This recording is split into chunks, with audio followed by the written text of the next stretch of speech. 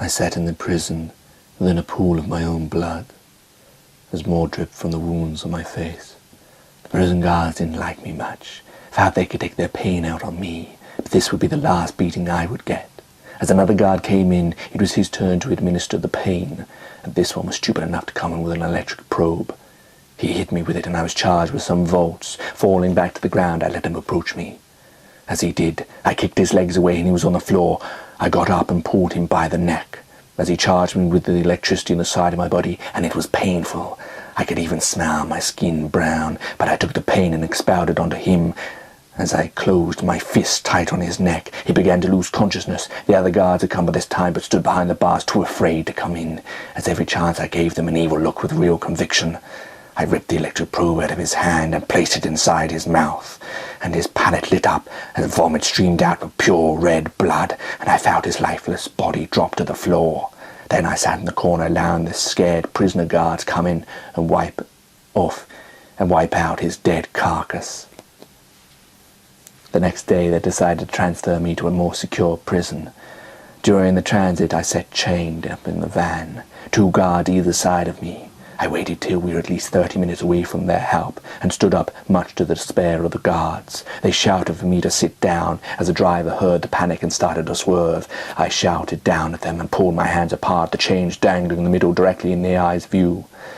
In one of their eyes I saw a smile and the other was fear, and I gathered together all of my strength and pulled the chains apart, setting myself free. The 2 guards jumped up at me, and I threw one at the door, which opened, and out he went to the street, whilst the other hit the driver's side and bent the metal with the force I had thrown him away from me. And I ran out of the van at speed, and through the double doors to the streets below, and carried on running down as cars sped both sides of me, and I carried on running as the guards on the floor sat up, and with my foot coming towards him I applied pressure on his face, and he fell back down again, and I carried on running down the street. As I ran down the main street, the van in the distance now, I shouted out a scream of rage, of freedom, much to the amazement of the people watching at the side of the street. But my running free would be short-lived. I was on borrowed time. As news spread quickly of my release, I had nowhere left to run, and it wasn't long till I had been spotted, which must have been reported to the police. As the van after van turned up, I sat by the lake where I had been days ago. The same question was on my mind as then, but again the choice would be taken away from me. I turned to watch the police approach. I also saw the familiar face of the writer and journalist Snerd, equipped with his full camera crew. I wouldn't be taken again and subjected to their beatings. This was it. This was the moment. But I was unable to muster the strength after giving so much of it just to escape.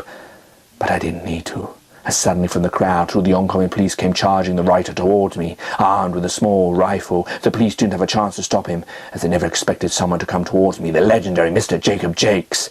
And if it had been someone else, maybe I would have made an attempt of life, but I did not. I stood there and awaited his judicial punishment. I felt he had a right out of any of my victims' families to place the first nail within the coffin of my body, and he did. He lined up the rifle and fired, just as the police caught him, but the bullet had already left the gun and burst through my rib cage close to my heart, the force throwing me into the lake, and as I descended into the murky waters like a lifeless animal, I thought, in the waters above, I saw shiny images which showed me in another time falling into a lake.